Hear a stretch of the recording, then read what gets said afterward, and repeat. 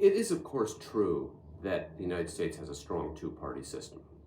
However, the lived experience for most Americans is that we live in one-party systems. Think of it this way.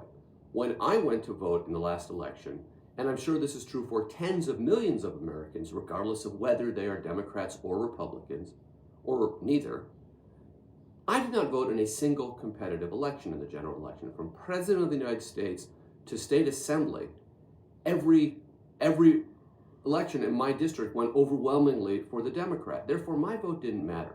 And that's true for millions of us.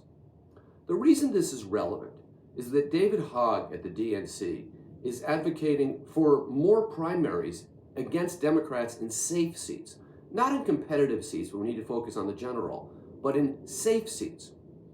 I'm not sure I would support all the candidates David Hogg is backing or wants to back. That doesn't really matter. The point is, again, regardless of party, if you say, as some of the older Democrats are saying, we can't have competitive primaries because it will hurt the party's chances in the long run, but no evidence for that whatsoever. The problem with saying that is that what you're effectively saying is that tens of millions of Americans should never vote in competitive elections. And if you don't vote in competitive elections, in the aggregate, it may look like a democracy, although I'm less convinced of that in the United States with every passing day. But the lived experience is not one of being in a democracy. Competitive elections are essential for democracy. And if for a whole range of reasons, not least of which is gerrymandering, we don't allow that to happen at the level of the general election, then it's therefore even more important to allow it to happen in primaries.